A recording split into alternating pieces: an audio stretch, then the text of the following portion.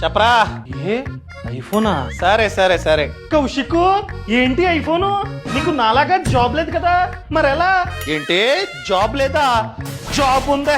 ఏం జాబ్ అనుకుంటున్నావు? Government job, అది కూడా పార్ట్ టైం. సర్లే, ఎలా అప్లై చేసుకోవాలో చెప్తాను చూడు. గూగుల్ ఓపెన్ చేసి ncs.gov.in అని చెప్పి కొట్టు. ఎన్సిఎస్ అంటే నేషనల్ కెరియర్ సర్వీస్ అన్నమాట.